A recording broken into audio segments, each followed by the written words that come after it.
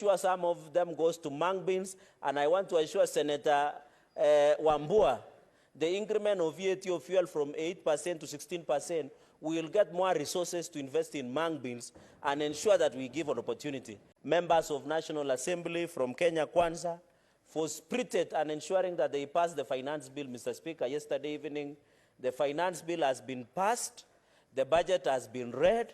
We need now to mop up resources, ensure some of them goes to mung beans, and I want to assure Senator Wambua, the increment of VAT of fuel from 8% to 16%, we will get more resources to invest in mung beans and ensure that we give an opportunity.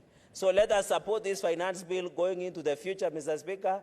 Let the President William Ruto have resources. We need roads, Mr. Speaker, so that we can ensure, Mr. Speaker. What is your point of order, Senator Sifuna?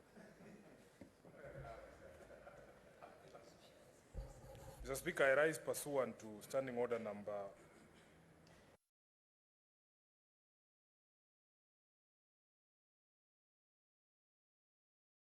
and how we can help our farmers to produce this mung bean. I do not see any relevance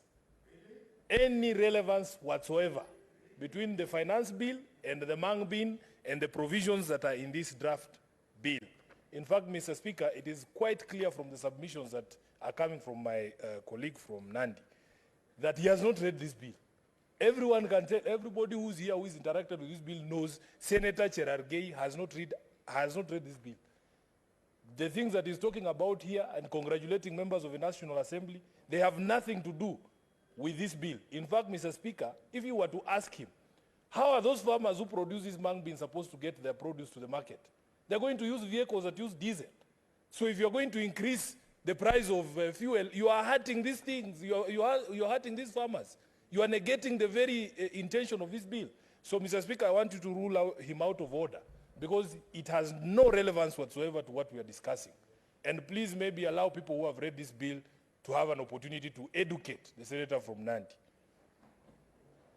Senator Sifuna, if I go to Senator Cherargei, well, he was addressing himself to the financial implications of the bill, that at some point, for this bill to live to its objectives, it requires some finances. And therefore, through the finance bill, through the revenue-raising measures that have been captured in the finance bill, resources then will be made available for purposes of implementing and cushioning this bill financially. I think the Senator is quite in order to advance that kind of argument. Proceed, Senator Cherargei. Mr. Speaker, thank you very much for ruling out Senator Sifuna, which I dismiss those assertions with contempt it deserve, and I don't want to go there. In conclusion, Mr. Speaker, what I was just explaining, and I'm willing to educate him under a cup of chai and mandazi in lunch, of course, courtesy of you, is that, Mr. Speaker, with this bill, Mr. Speaker, will need financing. We'll need a processing, we'll need a factory. Where will the President raise money to allocate to development of mung beans factory, Mr. Speaker? And I can see your leader is nodding in agreement. Maybe you need to sit close so that he can be appraising you, Mr. Speaker. With those very, very remarks, I support this bill. I have read, and I think this is the best that will happen to every farmer, Mr. Speaker. I know, Mr. Speaker, Senator Sifuna does not appreciate the role of farmers because he lives in a city and he waits for us to bring food. So thank you, Mr. Speaker.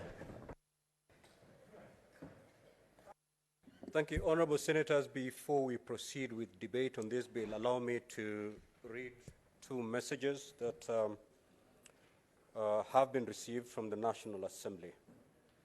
I wish to report to the Senate that pursuant to Standing Order 46.4 of the Senate, I have received the following message from the Speaker of the National Assembly regarding the passage of the County Allocation of Revenue